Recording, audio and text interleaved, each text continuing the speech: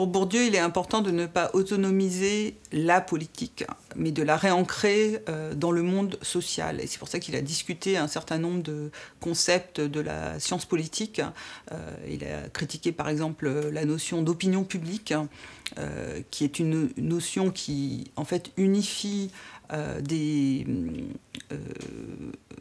opinions très hétérogènes qui aussi s'articulent de manière différenciée selon les classes sociales. La capacité même d'articuler une opinion est liée très clairement au capital culturel, ce qui fait que ça pose toute la question en fait des abstentions et des suffrages non exprimés. Et donc même les sondages d'opinion posent problème parce que les questions qu'ils posent, c'est des impositions de problématiques. Ils posent des questions à des gens qui ne se posent pas ces questions de cette façon. De même, il a beaucoup réfléchi sur la question de la représentation politique.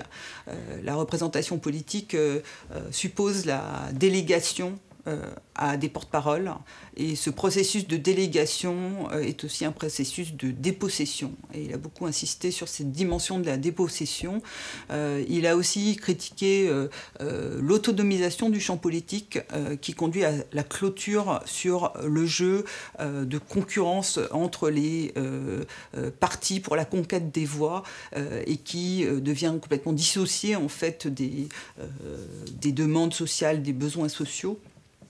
Et puis, il a évidemment développé le concept de capital politique, qui est l'accumulation spécifique de ressources dans ce jeu, dans cette lutte de concurrence.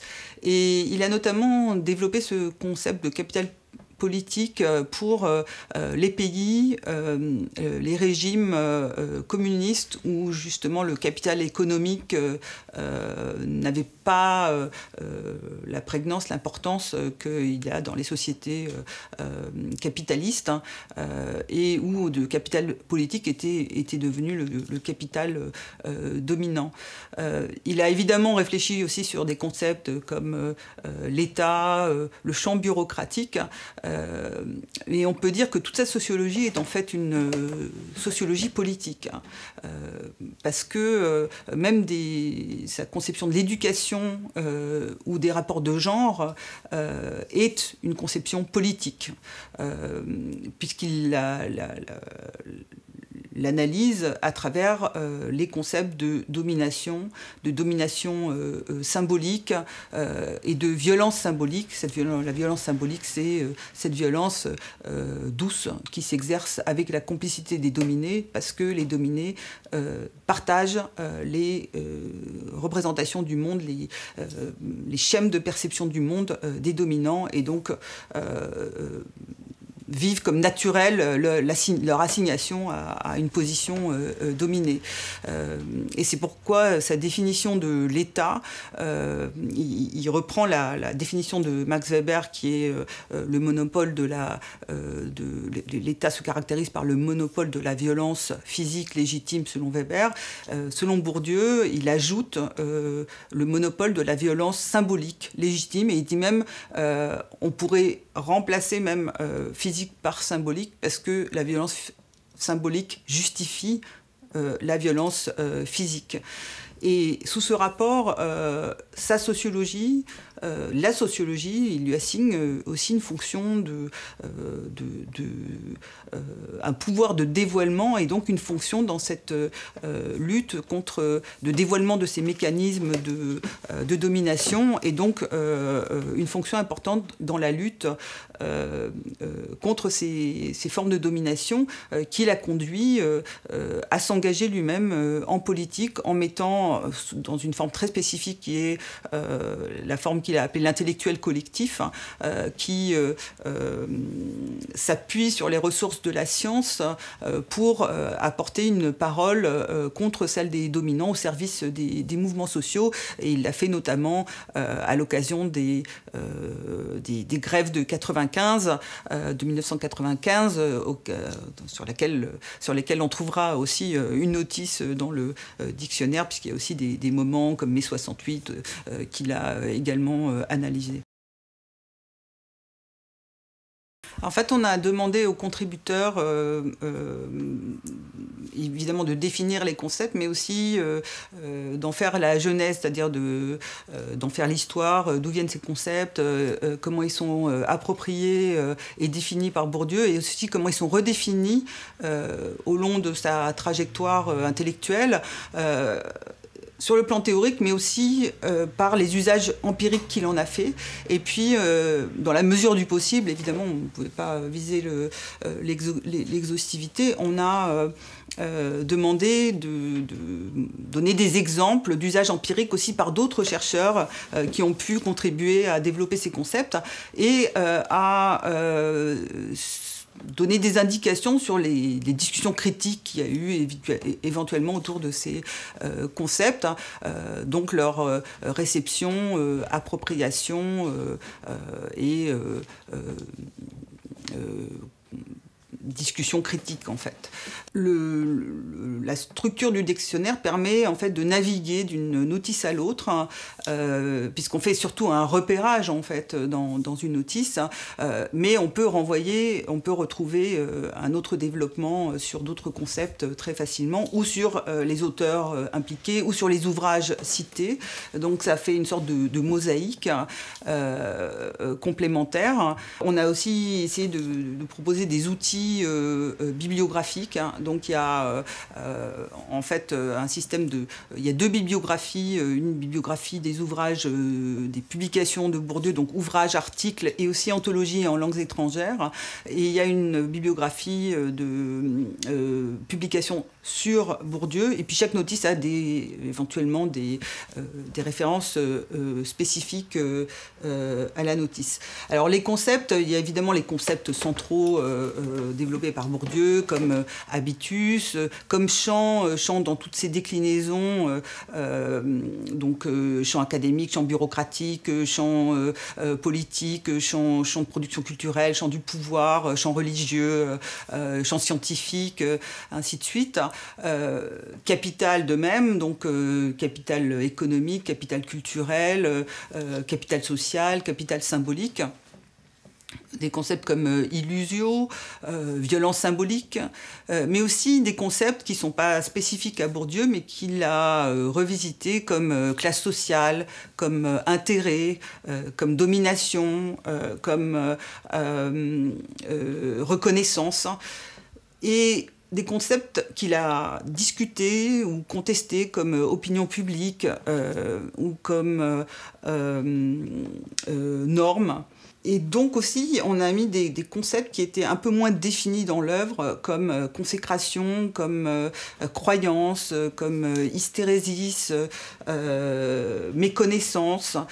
C'est des concepts qu'il emprunte, mais qu'il redéfinit sans qu'il soit allé au bout de la définition. Alors l'objectif, évidemment, n'est pas de figer une interprétation, une exégèse canonique de l'œuvre de Bourdieu, mais au contraire de baliser cette œuvre, et de donner des outils conceptuels, une boîte à outils, on peut dire, à la fois conceptuelle et méthodologique, pour naviguer dans l'œuvre et pour s'en emparer aussi en vue de nouvelles recherches et nouvelles réflexions.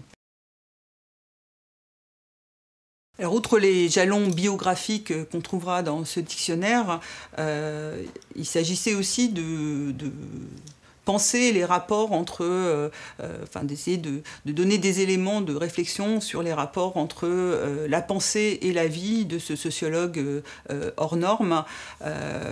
Donc c'est à la fois la question de comment sa vie a contribué à déterminer sa pensée, sa recherche, ses objets de recherche, ses intérêts, mais aussi comment il s'est nourri de sa vie, de son expérience, pour alimenter en fait sa réflexion, parce que c'est une approche extrêmement réflexive en permanence. Il a pris pour objet en fait les institutions qu'il avait fréquentées, comme les Cagnes, l'école évidemment, l'école normale supérieure. Il a étudié la société française de son temps. Il a étudié des rites d'institutions comme les concours en fait qui produisent, il dit c'est la magie du social de produire du discontinu dans le continuum social, c'est la différence qui est créé entre le dernier reçu et le premier collé à un concours, et qui instaure une barrière en fait pérenne entre les deux. Et puis il a aussi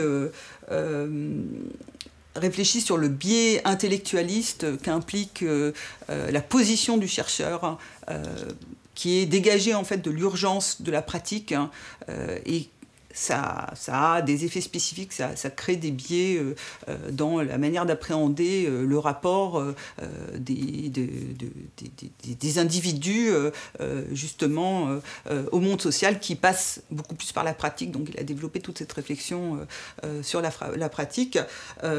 Et aussi son dernier cours au Collège de France a été une sorte d'expérience limite d'objectivation de soi, en fait, de tentative de faire sa propre sociologie.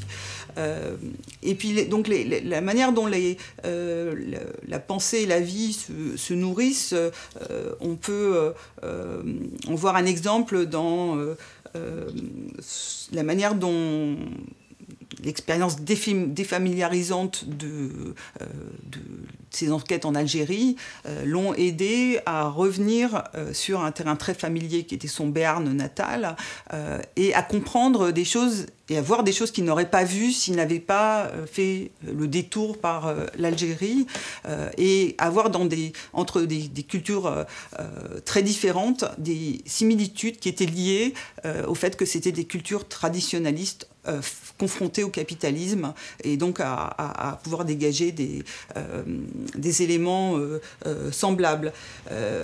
Et de même, son expérience de transfuge de classe, une notion d'ailleurs qu'il développe, qu'il reconnaît aussi chez un sociologue comme Richard Hogarth ou un écrivain comme Flaubert, cette lucidité, qui lui n'était pas un transfuge de classe, mais qui avait cette espèce cette lucidité sociologique que donne le fait de ne pas être à sa place dans le monde social, d'être décalé, déplacé. Et donc de ce point de vue-là, sa position sociale a toujours alimenté en fait sa sociologie.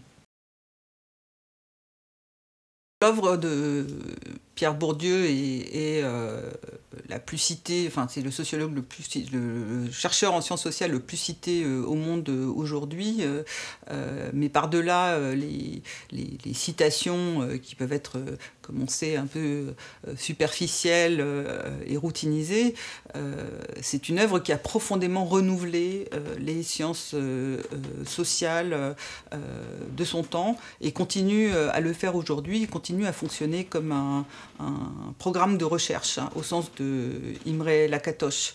Alors, dès les années 70, la notion de capital culturel a révolutionné, on peut dire, les sciences de l'éducation et toutes les études en sociologie de l'éducation. Lors de la parution de la distinction en 1984 en anglais, les débats autour de la distinction ont constitué la sociologie de la culture comme un domaine à part entière aux États-Unis qui n'existait pas auparavant. Il y a eu énormément de débats sur les indicateurs du capital culturel, parce qu'on peut se poser la question, est-ce que le tennis a la même fonction, la même signification dans un pays comme les États-Unis, par comparaison avec la France. Et puis des enquêtes comparatives ont été engagées dans beaucoup de pays, au Portugal, en Norvège, en Australie, au Royaume-Uni, qui ont mis en place aussi un dispositif méthodologique semblable, l'analyse de correspondances multiples, pour étudier justement les pratiques culturelles et leur transformation. Et ces comparaisons posent et renouvellent en fait les problématiques, parce qu'elles posent la question de la différenciation entre capital culturel et capital économique dans les différents pays, qui peut être à des degrés différents, puisque le capital culturel n'est pas toujours autonomisé du capital économique. Il suffit de penser aux ressources qui sont nécessaires pour scolariser ces enfants dans les grandes universités américaines de la Ivy League, qui sont quand même très, très coûteuses. Et d'autres questions autour du capital culturel se posent aujourd'hui avec la mondialisation. Est-ce qu'il y a un capital culturel transnational? Quelles sont les modalités de transmission du capital culturel aujourd'hui? Des questions aussi ont été posées à travers les pratiques éclectiques. Est-ce que c'est une rupture de la cohérence observée par Bourdieu dans les années 70, le fait d'écouter de la musique classique et de la musique rock, par exemple, ou est-ce que c'est la légitimation de formes musicales, l'exemple du jazz qui était un art populaire qui a été légitimé, qui aujourd'hui peut être écouté au même titre que la musique savante le montre. Donc ça pose toute cette question des mécanismes de la légitimation, où l'on voit que en fait il n'y a aucune propriété inhérente aux pratiques mêmes, mais c'est l'usage par les classes sociales qui leur donne leur signification symbolique. Voilà. Et puis on découvre depuis quelques années le concept de chant aux États-Unis, où il était peu usité, alors que, au sens de Bourdieu, alors qu'il a été central dans l'importation de l'œuvre de Bourdieu dans d'autres pays. Et puis il y a aussi des réceptions décalées. Par exemple, en Chine, aujourd'hui, on a des travaux récents sur le chant littéraire en Chine. Les concepts de chant et capital symbolique ont servi aussi à renouveler les translation studies, les études sur la traduction, où on parle même d'un tournant sociologique grâce à ces concepts. Et puis d'autres questions maintenant ont été soulevées par l'usage du concept de chant dans des contextes coloniaux et ainsi que dans des contextes transnationaux. Donc est-ce qu'on peut parler d'un chant transnational? Voilà, donc l'œuvre de Bourdieu, c'est une œuvre qui continue à fonctionner comme un programme de recherche, à susciter des approches comparatives dans le temps, parce que la comparaison historique est aussi importante, et dans l'espace, entre différents pays, différentes cultures. Et on espère que le dictionnaire contribuera à la poursuite de ce programme de recherche et aidera les chercheurs du monde entier à s'en emparer.